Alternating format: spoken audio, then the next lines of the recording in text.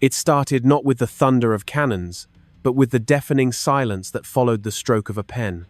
On the 1st of August, 2025, Washington, D.C. unleashed its weapon of choice, a tariff decree targeting Burkina Faso's most precious natural resource, shea butter. The tax was a crippling 50%, and it arrived without negotiation, without dialogue, and without a single word of warning. Though delivered on paper, its impact was that of a bombshell. For over 20 years, Burkina Faso's shea industry had been the lifeblood for more than 160,000 women, a cornerstone of their communities, and the secret ingredient in cosmetic products across Europe and America. In an instant, with no due process, it was deemed worthless. The message from the West was brutally unambiguous. You will either bend to our will, or we will break you. Yet, President Ibrahim Traoré, the soldier who had risen to become a statesman, refused both options. Within mere hours of the decree, he convened his trade council, he addressed his people, and he called the tariff exactly what it was: economic warfare disguised as policy. They are taxing our labor, they are taxing our heritage, and they are taxing the very hands that feed the women of our nation, he declared. His words became a rallying cry, spreading through villages and government ministries with the speed and intensity of a wildfire. In the rural town of Bulsa, a woman named Amanatada sat upon the red earth, her fingers deeply stained with the shea paste she had churned. She looked to the horizon, now completely uncertain if the next day would bring a meal or gnawing hunger. Across the nation, the economic assault took immediate effect. Cooperatives ground to a halt. Warehouse doors were bolted shut, and convoys of trucks, their drums filled with unrefined butter, stood motionless under the oppressive heat of the sun. What Washington strategists saw as a calculated move on a global chessboard, President Traore recognized as a profound and personal betrayal. He did not waste time with pleas or appeals.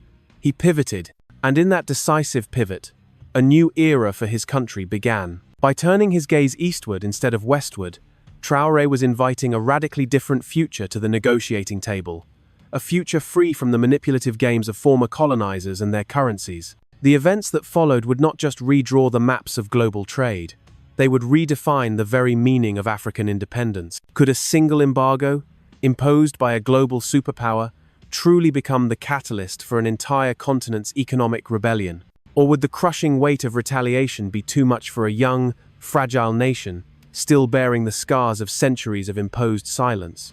The old world order watched, fully expecting Burkina Faso to capitulate. Instead, it stood its ground. And the world watched with it, not with pity, but with a rising sense of urgent curiosity. The tariff's impact was as swift as it was severe. Throughout Burkina Faso, procurement offices went dark. Frantic calls from export managers to their American distributors went unanswered as buyers in Missouri, Florida, and Texas simply vanished from the phone lines. Some multinational corporations hastily rerouted their supply chains to Ghana and Benin, while others froze their operations entirely, terrified of being caught in the crossfire of escalating sanctions. In Bobo Dioulasso, the country's primary logistics hub, rows upon rows of trucks laden with shea butter sat idle for days. Their drivers, who were paid by the journey, slept in their cabs with nowhere to go. Within 48 hours, haulage volumes had plummeted by a staggering 32%. Factories suspended all procurement, and the women of the cooperatives gathered under the shade of neem trees, waiting for instructions that would never arrive. In Kaya, a cooperative leader, Salamata Konate, gathered her community. With a voice filled with quiet resolve, she said, "They see us as mere exporters. They forget that we are mothers. We are fighters." Across the Atlantic, the silence from Washington was its own form of aggression. There was no press conference from the White House, no detailed explanation from trade officials, only hollow statements about national interest and economic realignment. But behind the closed doors of power, the objective was clear. This was an exercise in pressure, disruption, and ultimately, control. What these strategists failed to account for was Captain Traoré's absolute readiness to pivot. On August 2nd, he summoned the leaders of regional agricultural unions to Ouagadougou. There, He announced an emergency assistance program for all local cooperatives. "They will not break us by starving our people," he stated, his voice unwavering and resolute. That single sentence traveled faster than any shea shipment ever had. In Nairobi and Mumbai, his defiance dominated the headlines. In Dubai and Dhaka, market analysts furiously debated the potential fallout. The London Shea Futures Index shot up by 11% as panicked traders scrambled to hedge against the sudden supply risk. In Lagos, Nigerian exporters hesitated to sign new deals, wary of becoming collateral damage in an emerging trade war. But this was never just about butter. It was about control. It was a battle over who owns the first mile of a global supply chain and, more importantly, who profits from the final dollar it generates. At the Ministry of Industry in Ouagadougou, Minister Sorgo Zerbo stated it plainly, "This is not a supply disruption. This is a test of our national backbone." That backbone was about to be tested in ways few could have imagined. Cosmetic laboratories in Illinois and Georgia immediately began reformulating their products, desperately trying to replace Burkina Faso's superior shea butter with stock from Ghana and synthetic alternatives. But their efforts were futile. Nothing could replicate the signature creamy texture and the perfectly balanced high fatty acid profile. In Denver, a mid-tier beauty brand quietly conceded that its new formula just felt wrong. A flood of customer complaints followed. Creams were no longer absorbing properly. Balms left a greasy, unpleasant film. Brand loyalty, built over years, began to evaporate overnight. Then came the deeper, more insidious injury: the loss of identity. American consumers, increasingly conscious of clean and ethical sourcing, noticed the subtle changes. Product labels mysteriously stopped listing the country of origin. Online reviews became a chorus of disappointment.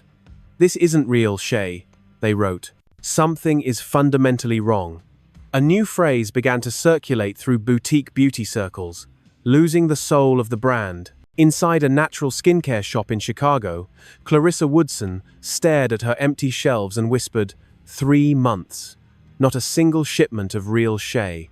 She was far from alone. From Brooklyn to Los Angeles, small business owners were feeling the exact same pressure. While corporate giants like Estée Lauder could absorb the financial hit through their sheer scale, suspending certain product lines and cutting corners elsewhere, it was the small businesses that suffered the most. Staff were laid off. Some storefronts were forced to close for good. One skincare founder in Miami admitted she was now taping up shipping boxes by hand just to save money. "Our margins are completely gone," she said. "If the rent goes up one more time, we are finished." Meanwhile, President Traore was not celebrating America's self-inflicted wound. He was working. Behind the walls of the presidential palace, late into the night, he was personally reviewing logistics corridors, prioritizing crucial road repairs, and directing his transport ministry to forge new routes directly to the east. He was not just reacting to the crisis, he had been preparing for it all along. He was not playing catch-up. He was already 3 moves ahead. Then, at 10:17 in the morning on August 4th, the counterpunch landed. China's Ministry of Commerce issued official import licenses to 128 companies in Burkina Faso. The deal was elegant in its simplicity. A 5-year term, no quotas, direct access to rail lines, and priority rights for refining. It was not a handout. It was not a loan. It was just trade, on fair and equal terms. Inside the National Palace, Traoré stood before a large map of West Africa. He traced the old American trade route with his finger, then slid it eastward until it rested on the port of Guangzhou. "This is no longer a theory," he announced to his ministers. "This is our new axis." The declaration sent a current of energy through the government.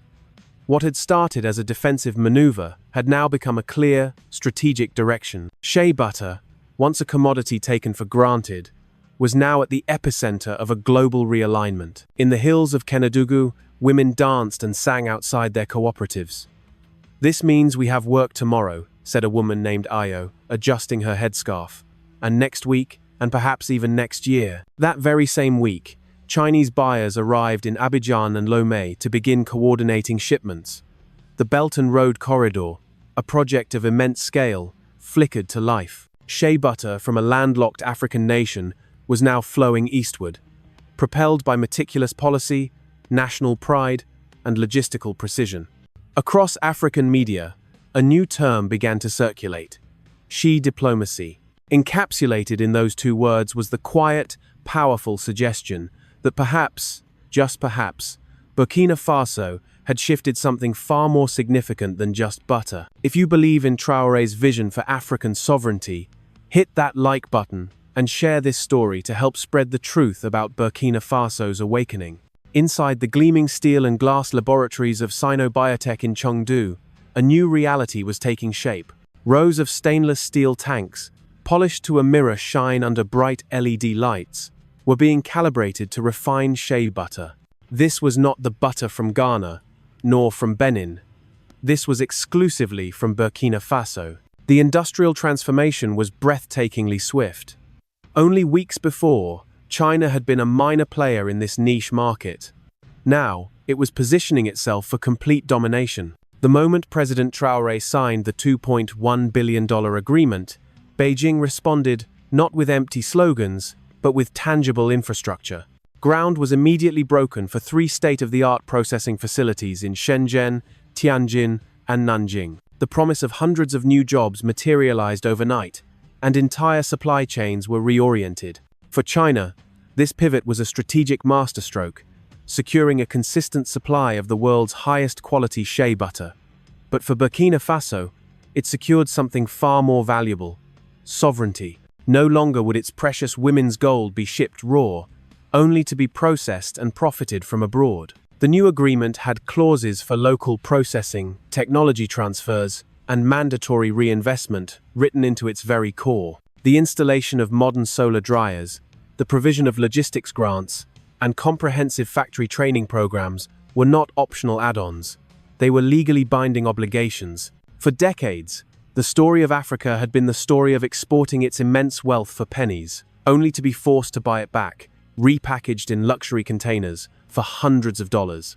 President Traoré called this what it was: economic servitude, and his government was determined to rewrite that equation. In Ouagadougou, a wave of new cooperative programs was launched, teaching essential skills like export scheduling, advanced inventory management, and the art of international negotiation. The women who had once cracked shea nuts barefoot on the sun-baked earth were now scanning digital shipping manifests and learning phrases in Mandarin.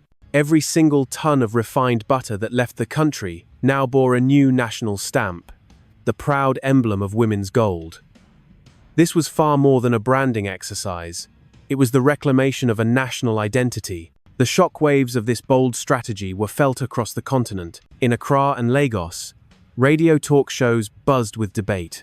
Could cocoa and palm oil be the next to follow the shea model? In Dar es Salaam, high-fashion events showcased makeup lines sourced entirely from what they called shea for sovereignty batches. And in the vibrant streets of Johannesburg, activist murals appeared, emblazoned with the powerful slogan, "From soil to sovereignty." Burkina Faso's pride had evolved from a protest into a policy, from a moment of crisis into a viable blueprint for others to follow. The movement was not just economic, it was profoundly cultural. Even the Ministry of Education joined the national effort, rolling out new curriculum modules focused on the history of indigenous trade. One classroom assignment posed a simple yet profound question: what does sovereignty smell like? A 12-year-old girl provided an answer that resonated across the nation. "It smells," she wrote, "like the butter my grandmother makes." Meanwhile, in Washington, trade officials desperately clung to a flimsy narrative of national security, claiming the tariffs were a defensive measure designed to level the playing field. But behind the closed doors of the State Department and the Commerce Department, frustration was mounting. Their strategic gambit had backfired spectacularly. Small American businesses were collapsing. The loyalty of American brands was eroding. Their own supply chains were in disarray. And yet, Burkina Faso did not gloat. It governed. While Paris scrambled to bid for the market access it had once assumed was its birthright, Burkina Faso now negotiated as a true equal. At a summit in Addis Ababa, diplomats from across the continent reviewed a new trade framework authored by Traoré's government. It was not a plea for help. It was a proposal. It was clear, it was bold, and it was signed. "We used to ask, whispered one senior West African envoy. Now, we negotiate. On the runways of Seoul and on the store shelves of Lagos, shea butter from Burkina Faso now carried a different scent, the scent of purpose. It was no longer a simple filler ingredient in a long list of chemicals. It was a flag. Analysts at the African Development Bank described the paradigm shift as nothing short of seismic. They have transitioned from being exploited, one senior economist observed, to being irreplaceable. The Wall Street Journal, in a rare moment of acknowledging a non-Western triumph, ran a front-page story with the headline, "From Shea to Strategy, Africa's New Power Broker." Still, inside the National Cooperative in Ouagadougou, there were no parades. Instead, President Traoré was chairing midnight sessions on corridor repairs, meticulously reviewing refinery construction timelines, and personally ensuring that every single document was imbued with the dignity he had promised his people. He had not just rewritten a trade deal, he had redrawn the entire map. The question was no longer whether the pivot had worked. The question was how far its influence would reach. Would cocoa be next? Would other African nations dare to reimagine their exports not as donations to the global machine, but as sovereign instruments of their own leverage? Could this new doctrine of trade, one rooted in fairness, dignity, and vertical integration, truly stand against the might of old empires and the volatility of global markets? Inside boardrooms from Nairobi to New York, corporate executives began to whisper the same word they once used with such dismissiveness: Burkina Faso. But this time, they said it with caution. They said it with respect. They said it with strategy. The world had braced for silence and submission. President Traoré delivered alignment and strength, and that shift, subtle yet total, had transformed a small, landlocked country into the keyholder of an entirely new supply order. By the middle of August 2025, the economic heartbeat of Burkina Faso was stronger and clearer than ever. At the Yaraba refinery, the manager, Idrissa Bakuno, walked past towering crates marked for Guangdong, each barrel proudly stamped with the women's gold emblem. Just 2 weeks prior, he had been preparing to shut down his facility. Now, he was in the process of onboarding 10 new workers, most of them single mothers. The transition from deep uncertainty to a powerful resurgence was not gradual, it was strategic. President Traoré had done far more than just react. He had anticipated the betrayal, he had mapped out the alternatives, and he had executed a pivot founded on national dignity. His approach was not ideological, it was infrastructural. The Dori-Tema corridor, a route long crippled by potholes and delays, was now being transformed into the central spine of the new Eastern trade route. The contracts signed with China included not just exports, but comprehensive joint ventures in refining and packaging. No longer would Burkina Faso export its identity for others to rebrand and resell. It would refine, label, and distribute its own wealth with total sovereignty. The Ministry of Trade issued a new set of export regulations, mandating that all outbound shea must undergo value-added processing before departure. Foreign investors, accustomed to the old ways, initially balked, but their Chinese counterparts, sensing the immense long-term advantage, embraced the new terms without hesitation. 3 new logistics hubs were established in Leo, Koudougou, and Banfora, a move that immediately reduced internal transport delays by 40%. For the very first time in their history, smallholder cooperatives gained access to modern cold storage facilities and digital invoicing systems. A decade ago, these women were cracking nuts in the open air for a pittance. Now, they were processing high-grade ingredients for Asia's luxury beauty brands and receiving their payments within 72 hours. At a major presentation to investors in Shanghai, the procurement director for Sino-Biotech held up a jar of premium face cream. "This is not foreign aid," he declared. "This is strategy." That single phrase echoed far beyond the world of cosmetics. Do you believe Africa is finally breaking free from foreign control? Comment yes below. In Jakarta, high-level officials from Indonesia's trade ministry arranged meetings with a Burkinabe delegation to discuss joint refining projects for palm derivatives. In Tokyo, the skincare giant DK Skincare signed a major long-term sourcing deal, that completely bypassed the traditional European trading houses. And in Seoul, the influential K-beauty startups began to publicly praise the unparalleled quality and consistency of Burkina Faso's shea, calling it the undisputed gold of the global south. Across Africa, governments were not just watching, they were taking meticulous notes. Ghana's Ministry of Agriculture promptly launched a new working group on the verticalization of its cocoa industry. Senegal began commissioning feasibility studies into the local refining of its cashew oil. For decades, Western powers had peddled the convenient myth that Africa simply lacked the infrastructure and expertise to lead its own value chains.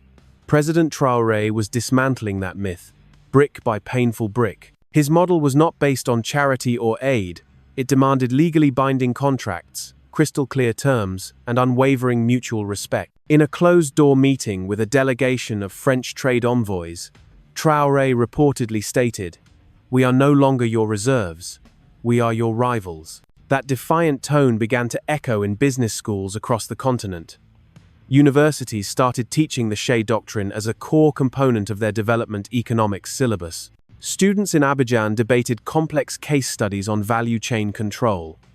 In Accra, youth-led cooperatives began rebranding their own local products with assertive phrases like, "From Africa, with authority." No continent in modern history had ever shifted its own narrative so swiftly. No single leader had ever turned butter into a battleground for sovereignty. The cultural sphere ignited. Musicians released hit singles with titles like "Shea is Ours." At Independence Day festivals, poets recited powerful verses that compared the cracked shells of shea nuts to the national scars that were now finally beginning to heal. In Dar es Salaam, massive murals appeared, depicting proud women lifting barrels of shea butter towards a rising sun. A continent that had once whispered for inclusion now sang a chorus of ascendancy. And yet, amidst this wave of global fascination, President Traoré remained intensely focused. He instructed his ministries to audit every single contract for potential loopholes and to immediately localize all legal counsel for trade enforcement. In a decisive move, he banned the use of offshore arbitration panels in any and all shea-related disputes. Burkina Faso would not outsource its justice. In every clause of every new agreement, he ensured the worker was placed first.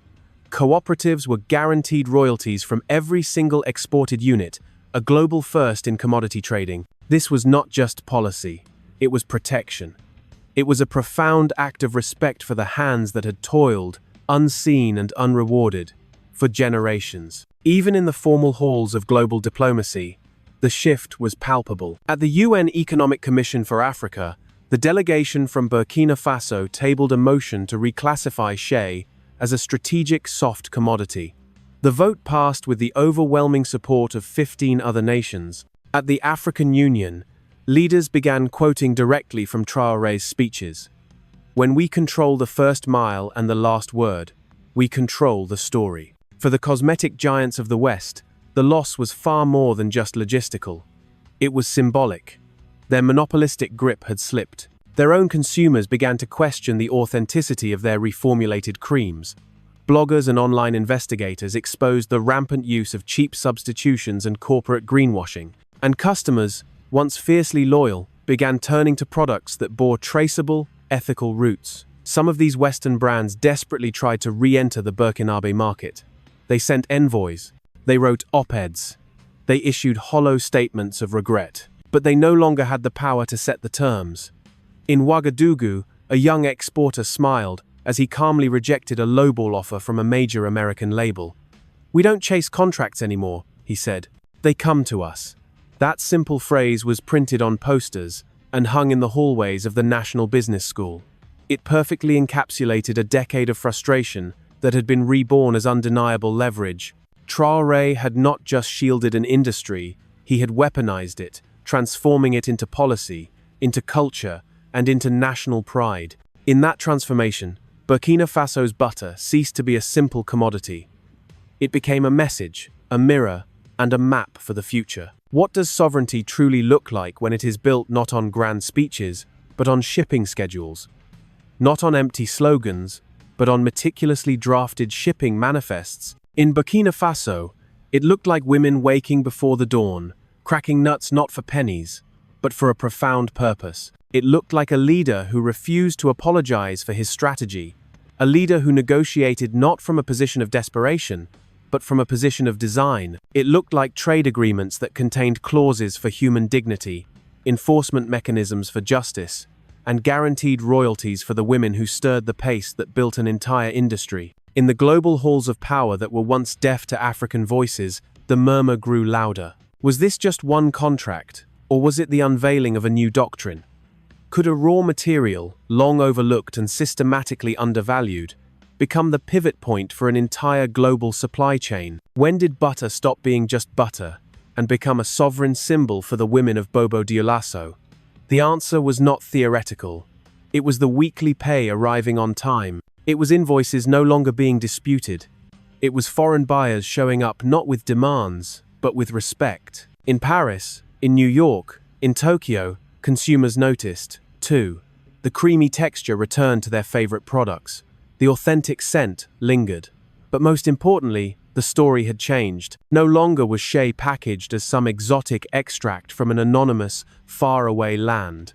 It now came with names, with faces, and with a flag. The global beauty market, a behemoth once built on the invisibility of its suppliers, was now forced to confront its own reflection. Could a continent once silenced now lead? Could its smallest farmers now set the terms of global trade? Across Africa, the questions multiplied. If Burkina Faso could achieve this with shea, what was stopping others from doing the same with coffee, with cotton, with gold? What new future could possibly rise if raw no longer meant wheat? If production began not in distant ports, but in local pride? And if the hands of women were no longer last in line, but first in command?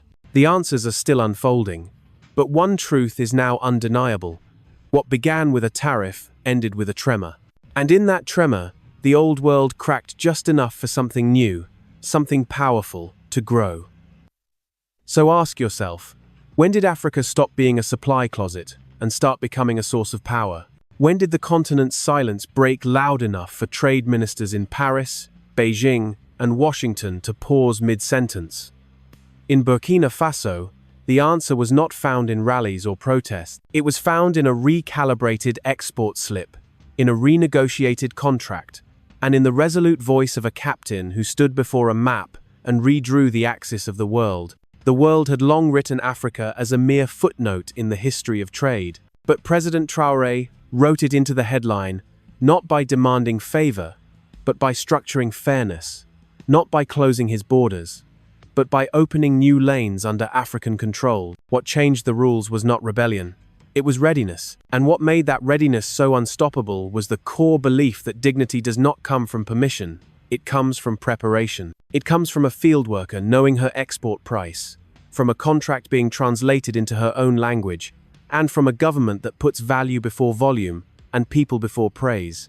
The shea deal with China was not the end of a fight. It was the beginning of a framework, a vision in which raw no longer means cheap, a path where being landlocked does not mean being locked out.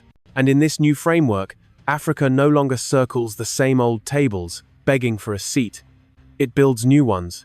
So, if you have ever seen your labor devalued, your history distorted, or your future negotiated without you, ask what it truly means to rewrite the rules. Subscribe for more stories of African resilience. Like this video if it opened your eyes. And share it with anyone who needs to see Africa's true potential. Dignity is no longer delayed. It is delivered, and it begins now.